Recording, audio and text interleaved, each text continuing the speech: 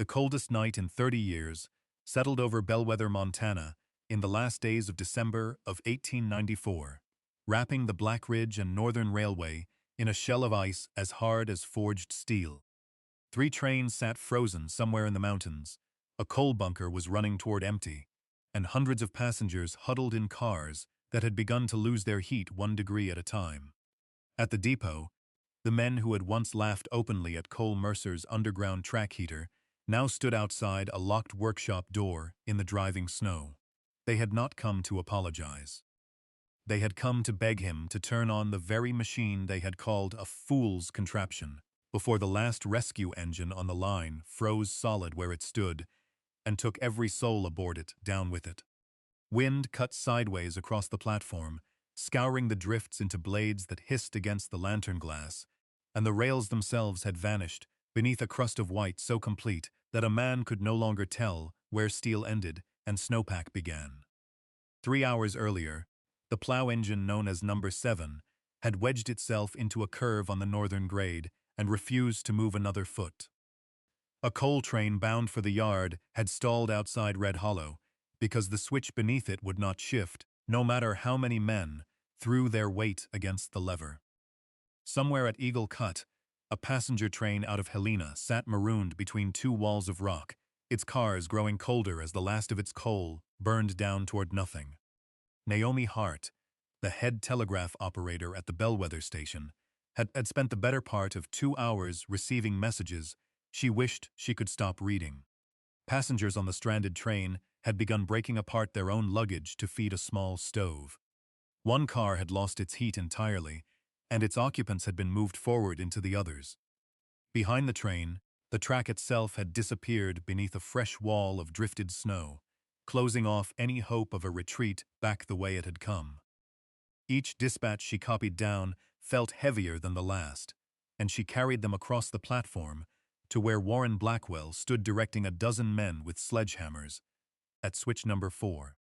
For 2 straight hours, those 12 men had swung iron against ice, and for 2 straight hours, the ice had simply reformed behind them, thickening in the wind faster than any hammer could clear it. A hammer slipped from a numbed hand and came within inches of crushing 2 workers caught between the rail and the switch points, and the near miss left the whole crew rattled and slower than before. Dean Holloway, the maintenance foreman, finally said aloud what everyone already understood, that no amount of human muscle was going to clear an entire railroad by hand in weather like this. Nolan Pierce, the chief engineer sent out from headquarters, unrolled a map under a lantern and traced every possible rescue route with his finger, only to find that each one passed through a switch already sealed in ice. It was Naomi who finally turned and looked toward the old timber shed at the edge of the yard, the one everyone had stopped mentioning out loud.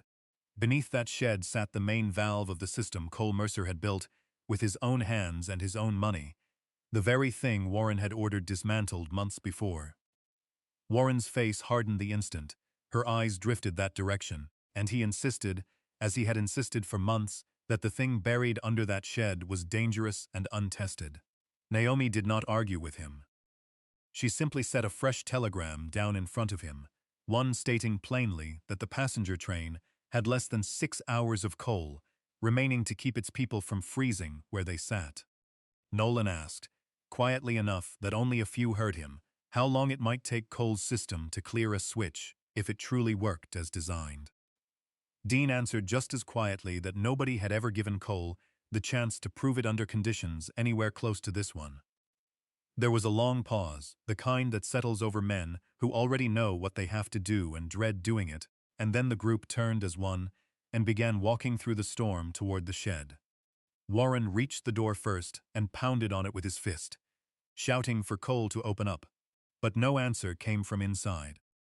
Just as Warren motioned for someone to bring an axe to the lock, a small door set high in the wall creaked open, and lantern light spilled out over the falling snow. Cole Mercer looked down at the people who had driven him off the railroad, his expression giving away nothing at all.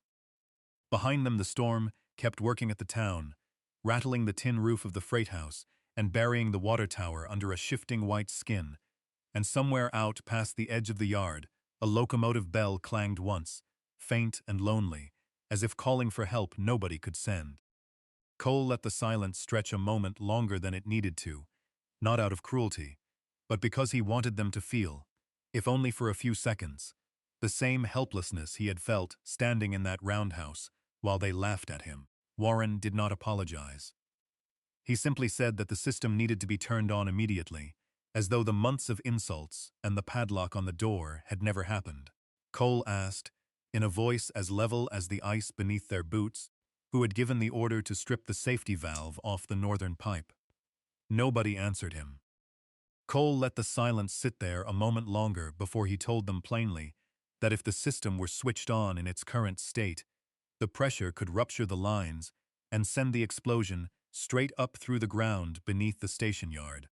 5 months earlier, in the dead heat of a Montana summer, Bellwether had been sweating under a sun that scorched the ballast and softened the tar between the ties, and Cole Mercer had been down on his knees beneath switch number 2, checking the linkage rods that let the points swing open and closed.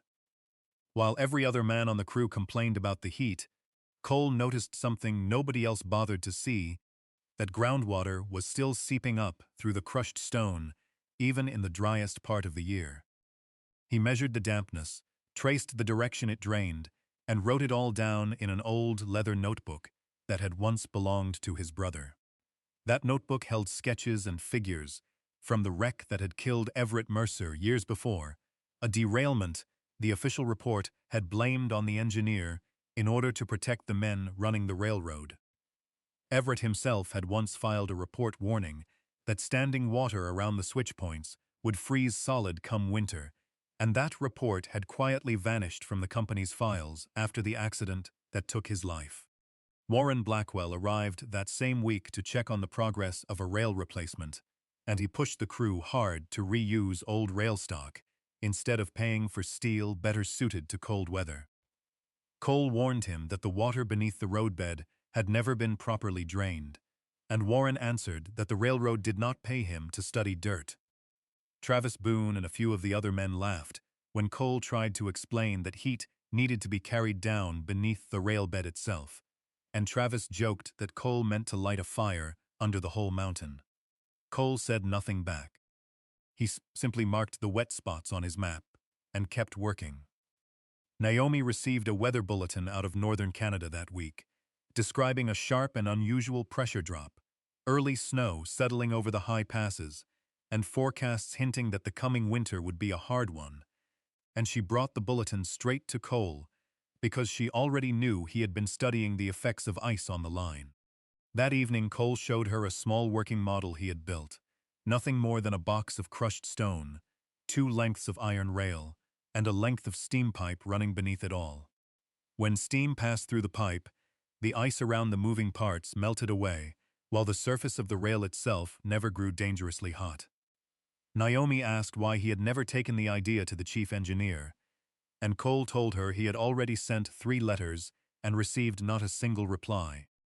That night he walked back out to the spot where Everett had died, and there in the frozen ground he found an old drainage pipe, crushed and buried at the wrong angle, proof that the old wreck had come from a flaw in the infrastructure and not from any failure on the part of the man who had been driving the train. Standing there in the dark, Cole made up his mind to build a complete working prototype before the first real winter storm arrived, and he chose, deliberately, the same abandoned sidetrack where his brother's train had left the rails. Cole asked permission to use that old spur line during the hours he was not on shift, and Dean agreed, unofficially, so long as Cole never touched any of the company's newer materials. Cole gathered what he needed from scrap heaps and forgotten corners of the yard: old cast-iron pipe, pulled from a discarded boiler, brass valves nobody wanted, sheet metal salvaged from a burned freight car, and broken fire brick from the roundhouse floor. Night after night, he fit the pieces together by lantern light, and Naomi helped him track down technical bulletins on greenhouse heating and steam piping used in factories back east. He came to understand that he did not need to heat the rail itself directly, only keep the ballast and the moving switch components above the point where ice could form and seize them. He laid the system out in 3 separate zones, one for the switch points, one for the drainage channels, and one for the water pipes that fed the locomotives. Dean warned him that condensation trapped inside the pipe could turn back into water and freeze right there inside the system, so Cole added drain valves angled towards small collection pits to let any trapped moisture escape harmlessly. Travis watched him digging trenches after hours, and kept up the mockery, and word spread through town that Cole was building a stove for the whole railroad, with some townsfolk calling it Mercer's buried stove behind his back. Warren eventually heard the talk and came out to see for himself, and what he found was a network of trenches, pipe, and countless hours of labor laid into the ground. Rather than ask how any of it worked, Warren's first question was who had authorized Cole to perform work that appeared nowhere on the official maintenance schedule. Cole explained calmly that the system used only excess steam already being wasted from the roundhouse boilers, steam that would otherwise vent uselessly into the cold air. Warren argued that the pressure would rot the ties and warp the rails out of shape, and Cole handed him a set of calculations showing that the heat rise was modest, just enough to hold off freezing and nothing more. Warren never actually read the figures. He ordered Cole to halt all work until a formal review could be scheduled, and Cole, foolishly hopeful, believed this might finally be his chance to be heard. Naomi caught something in Warren's expression as he studied the drawings that had nothing to do with skepticism, a flicker of real worry that a working system might expose just how much he had cut from the railroad's safety budget over the years. Before he left the yard that day, Warren quietly pocketed a copy of the pipe layout without anyone noticing, and 3 days later, Cole received word that he was to appear before a public meeting that Warren had already begun shaping into something closer to a trial. Warren staged the review inside the locomotive roundhouse, inviting maintenance men, engineers, shopkeepers, and a reporter from the local paper to fill the benches. Cole arrived believing he would be delivering a straightforward technical presentation, but Warren opened the meeting by framing the entire project as an example of a laborer overstepping his station. Cole set up his working model and walked the crowd through the causes of switch freezing, the wasted steam energy sitting idle in the roundhouse boilers every single day, and the way his design kept the switch points in constant motion through the coldest weather. Travis called out to ask whether passengers would be charged extra just to keep the rails warm, and the crowd erupted in laughter that Warren let run on far longer than necessary. Someone else shouted a question about whether Cole planned to tuck a blanket around every individual rail tie, and still Cole pressed forward, laying out his pressure calculations and comparing the modest cost of installation against the far greater expense of running a dedicated snowplow train down the line. Nolan Pierce happened to be passing through on a regional inspection and sat in on the meeting, but Warren had handed him an incomplete report that left out the relief valves and pressure regulators entirely. Working from that doctored file, Nolan concluded the prototype was not yet safe enough to be tied into the station's main boiler system. Cole recognized immediately that the schematic in Nolan's hands was not his complete design, and he said so plainly in front of the room. Warren turned the accusation back on him at once, claiming Cole was simply looking for someone else to blame now that his design was being questioned. Dean wanted to speak up in Cole's defense, but held his tongue, worried that doing so would cost Cole the only job he had left. Warren then produced a charred section of railroad tie and told the crowd it was proof of what Cole's experiment had done to the tracks. Though Cole knew the burned wood had actually come from a freight car fire that had happened years earlier and had nothing to do with his system. Claire Whitmore, watching from the back of the room with a reporter's eye, noticed the pattern of ash on the wood did not match anything heat from steam pipes could have produced. Yet in front of the assembled crowd, Warren pressed ahead and announced that the system would be shut down entirely, the pipes sealed off for good, and Cole forbidden from digging anywhere on company land ever again. The laughter in the room faded into an uneasy quiet as Cole gathered up his little model and packed it away without another word. He folded his drawings with the same careful patience he gave to a length of pipe or a stubborn valve, refusing to let his hands shake in front of a room full of men who had just watched him be humiliated. A few of the older workers would not meet his eyes as he passed, and one of the shopkeepers who had laughed loudest earlier suddenly found something urgent to study on the toe of his own boot. The reporters scribbled a final line in his notebook and did not bother asking Cole for a comment, since Warren had already made it clear which version of the story would run in tomorrow's paper. Travis noticed Everett's old notebook sitting on the table, but had no idea what story lay behind it. Warren stepped close to Cole and told him, low enough that only the two of them could hear, that he ought to remember his place, and Cole answered that ICE did not care who carried the title of superintendent and who carried a wrench. Warren treated the remark as an open challenge to his authority, and before the week was out, he ordered the maintenance crew to strip the main valve from Cole's system, though Dean, without telling a soul, quietly kept one of the pipe keys for himself. Once he had been dismissed, Cole moved what tools he could salvage into the old timber shed sitting on land his own family had owned for years, and a portion of the prototype's piping happened to run just beneath the boundary, separating that shed from the railroad's own property.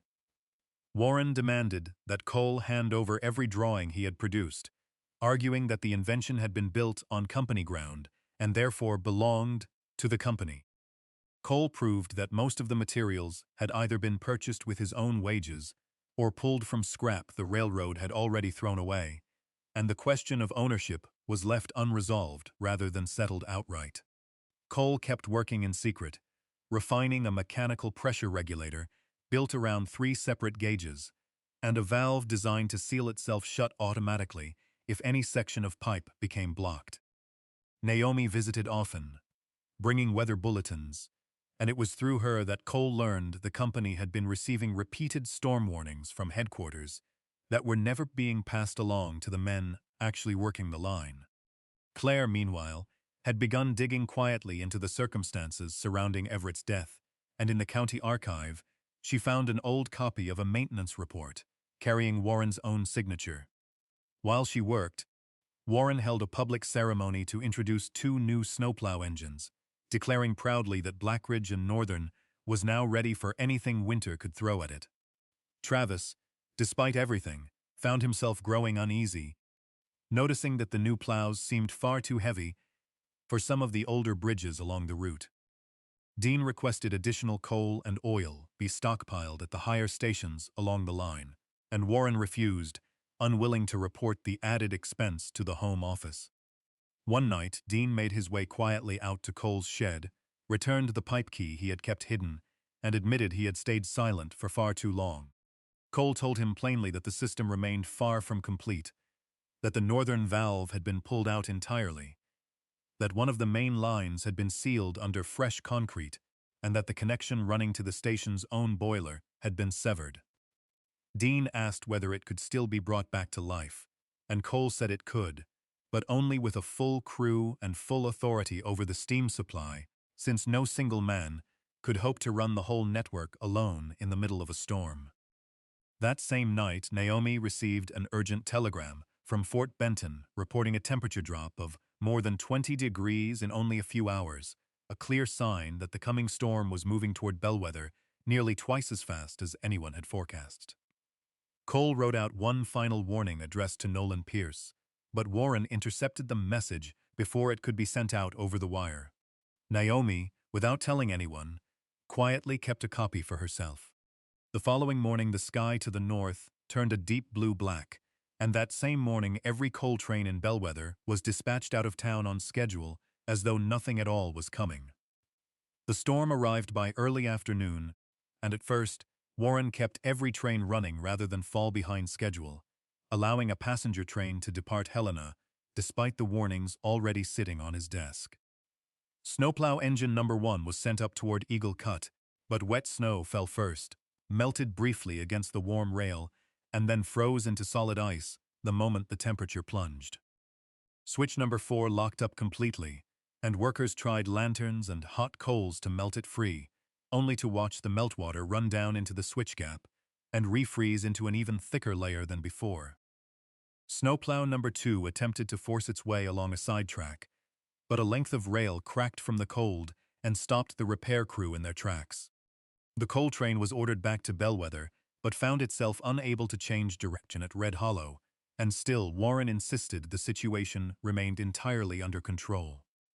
Naomi received word from the stranded passenger train that snow had risen nearly to the level of the car doors, that a ventilation hatch had frozen solid, and that the locomotive was burning through its coal supply far faster than anyone had planned for. Travis took a rescue engine out of the roundhouse, only to find the switch ahead of him only partially open, and he stopped the train just a few feet short of real disaster.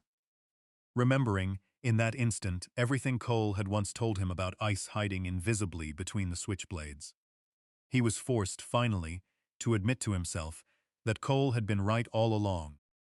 Dean rallied the crew with hammers and shovels, but the wind was blowing hard enough that any section they cleared was buried again within minutes, and the water lines feeding the locomotives froze solid, leaving the remaining engines unable to draw enough water to raise steam. Nolan arrived back in Bellwether after his own inspection trip was cut short by the storm and immediately asked to see the railroad's plan for handling ice, and Warren handed him a report that had already been quietly edited. Naomi, without a word, laid Cole's original telegram down on the desk in front of Nolan, and as he read through the real figures, he realized that Cole had predicted this exact chain of failures months in advance.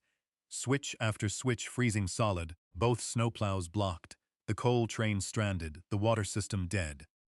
Nolan asked where the buried system actually stood now, and Warren was forced to admit that it had been deliberately shut down. Moments later, an explosion echoed across the yard as a frozen water main split apart, cutting off the entire eastern water supply in an instant. Nolan finally said aloud, in front of everyone, that they had no fallback plan left at all beyond finding Cole Mercer and asking for his help. Warren, Nolan, Dean, Travis, and Naomi made their way through the storm to Cole's shed, and Cole already knew the shape of the disaster from Naomi's private telegrams before any of them arrived. He felt no satisfaction at all in watching them fail. He was already bent over a map of his own piping, calculating how much time the system might buy them if it were brought back online tonight. Warren demanded, in the name of the railroad's own property, that Cole switch the system on immediately, and Cole asked him a simple question in return, whether he still believed the invention was nothing more than foolishness. Warren could not bring himself to answer, and Nolan stepped in to say that human lives mattered more than anyone's wounded pride.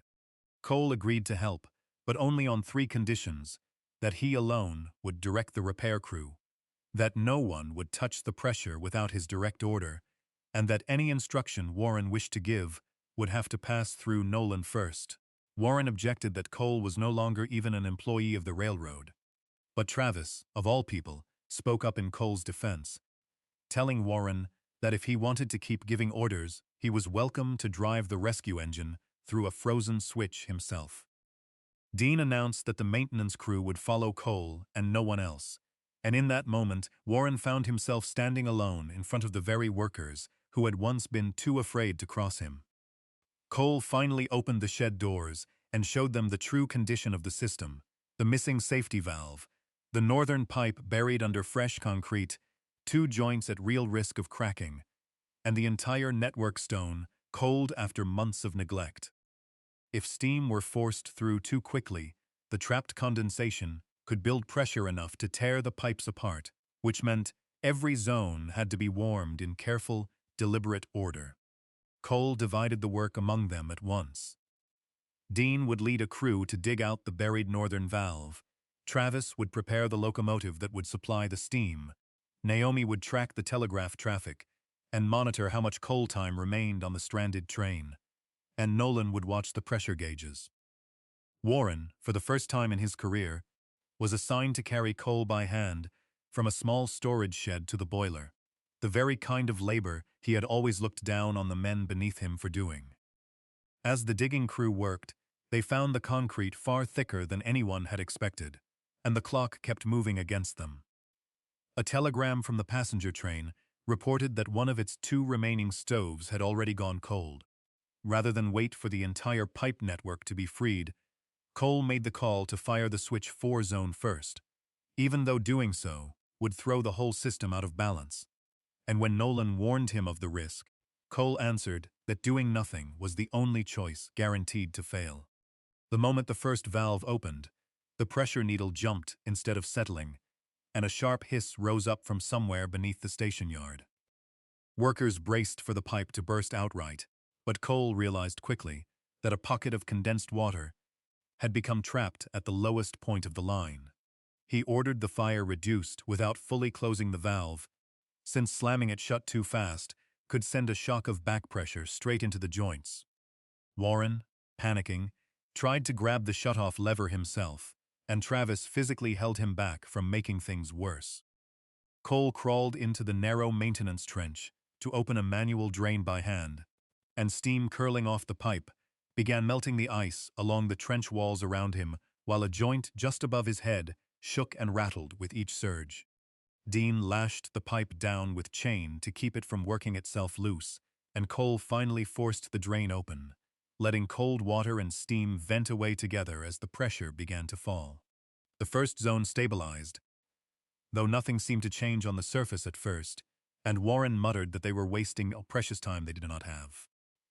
After a few more minutes, though, a thin ribbon of steam rose up through the snow, and the ice locked around switch number 4 began, at last, to crack.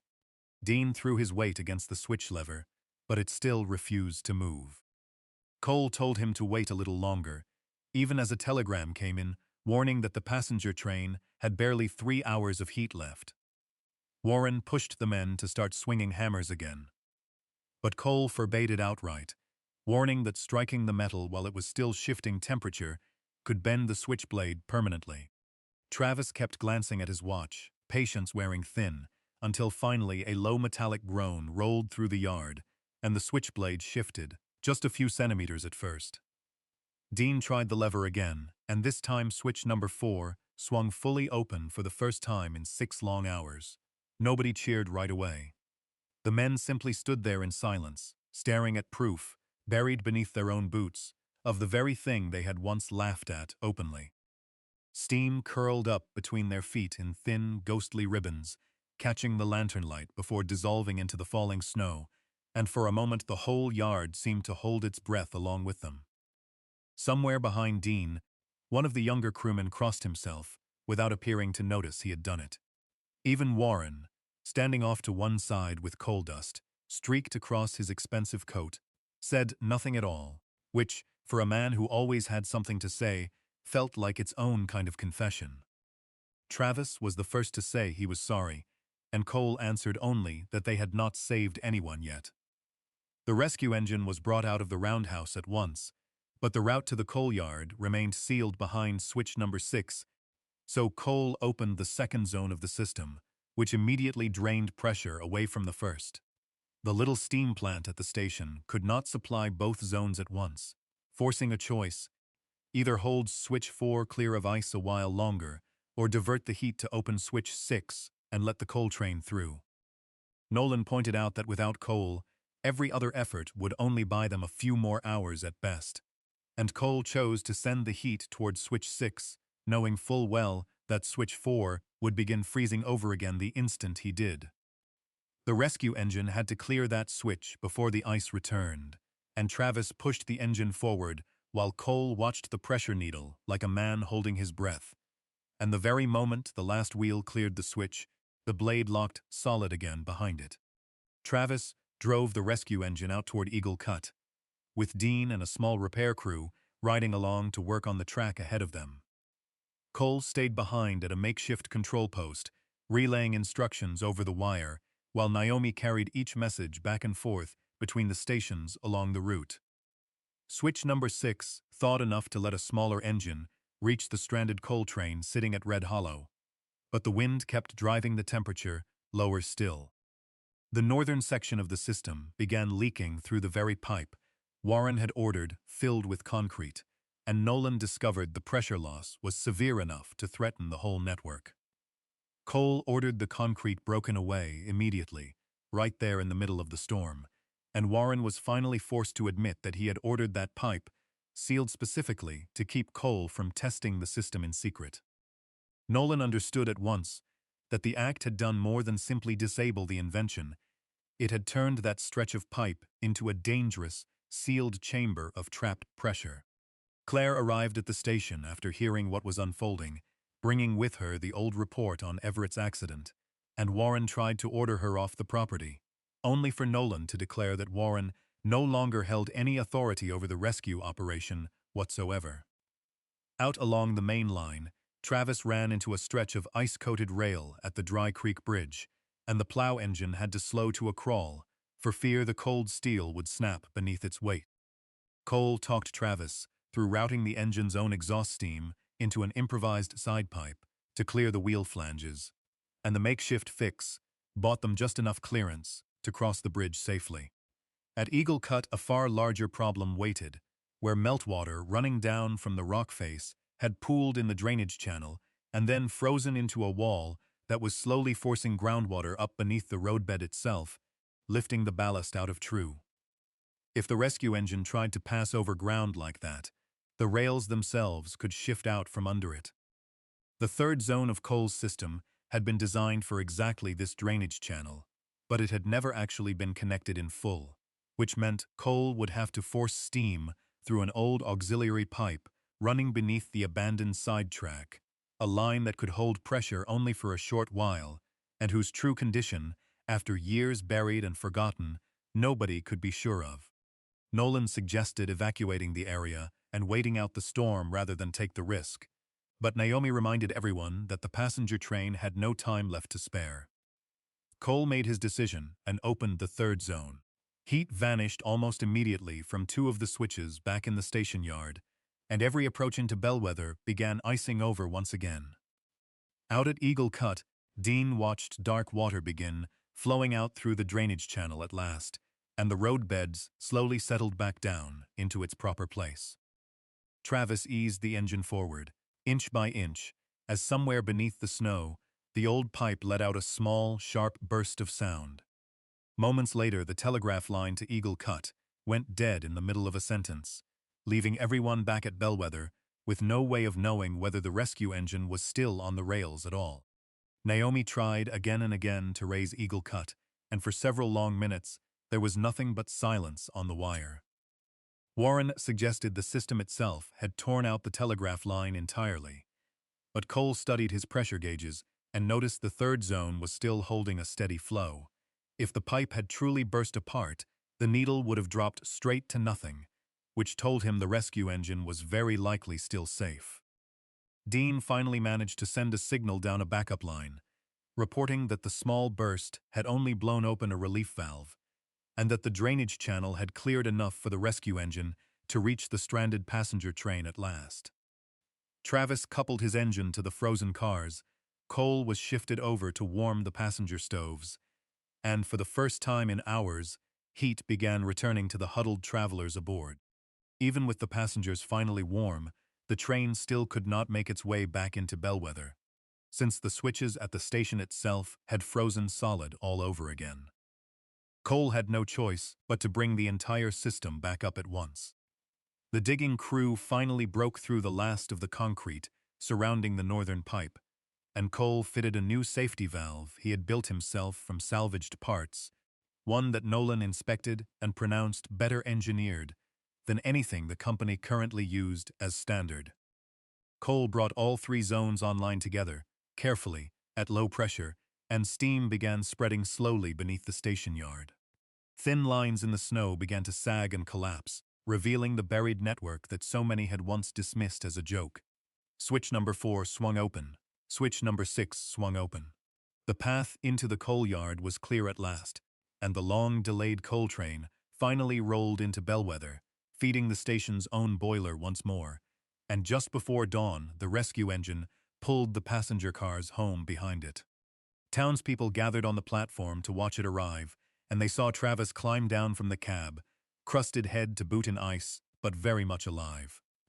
Dean pointed toward Cole and told the gathered crowd, plainly, that the man who had saved them was not a snowplow at all, but the very worker they had once driven off the railroad. Warren tried, even then, to claim the system as company property. But Claire produced the old accident report on Everett, along with the telegrams Warren had suppressed, and Naomi handed over her copy of the order that had stripped the safety valve from the pipe in the first place. Nolan confirmed that Warren had submitted a falsified design back to the Home Office. And right there on the platform, in front of every man who had once feared him, Warren lost every scrap of authority he had left. Cole did not demand that Warren kneel or beg for forgiveness. He asked for only one thing, that Everett's name be cleared from the report that had wrongly blamed a dead engineer for a flaw in the ground itself, and Nolan, in front of the entire crew, agreed on the spot to reopen the investigation, while Travis openly admitted that he had laughed the loudest of anyone the day Cole first tried to explain his invention. When it seemed certain that Cole would be handed the very position Warren had just lost, the men from headquarters found themselves facing a condition that left the whole boardroom silent. The railroad's head office offered to purchase the entire design outright, name Cole as chief technical supervisor, and quietly pay a settlement large enough to keep the whole affair out of the newspapers entirely. Cole refused the part about staying quiet. Instead, he laid out 3 requirements of his own: that Everett's accident report be corrected publicly, and for the record, that ordinary workers be given a direct line to report safety concerns straight to the chief engineer, and that ice prevention systems be installed at every dangerous stretch of track on the line, not only at the stations that turned the largest profit. Nolan accepted every condition without hesitation, and Warren was removed from his post and left to face a formal inquiry into the reports he had buried for years. Cole never sought out any personal revenge against him. He said simply that Warren losing his position could never bring Everett back, but that the truth, once told, might spare some other family the same loss. By the following spring, the Mercer system had been installed at 17 separate points along the Black Ridge line. Travis became the man who trained locomotive crews on how to work alongside the new heating network. Dean took charge of a newly formed maintenance division. Naomi ran a dedicated weather telegraph network for the whole route, and Claire published a story about the man who had warmed the coldest stretch of railroad in all of Montana. Cole mounted a small plate bearing his brother's name on the very first control valve of the finished system, and when the next winter arrived, nobody laughed anymore at the sight of steam rising quietly up through the snow. On a cold, clear night, Cole stood beside Naomi near that same valve and watched a train pass safely through Eagle Cut, its wheels rolling steady over ground that had once claimed his brother's life. There was no crowd waiting to cheer, no grand speech, no triumphant whistle blown for effect. Only the low, even hum of steam moving quietly through pipe buried far beneath the frost, doing its patient work without asking anyone's permission to exist. Naomi slipped her hand into his, and neither of them spoke for a long while, content simply to watch the lantern glow of the passing cars shrink into the dark toward the next station down the line. For the first time since the accident, the sound of a train rolling over that stretch of track did not bring Cole back to the worst night of his life. He never again had to wait for the railroad to come begging at his door. This time, at last, they had learned to listen before it was too late. And somewhere beneath the frost and the steel, it felt, finally, as though Everett had been heard.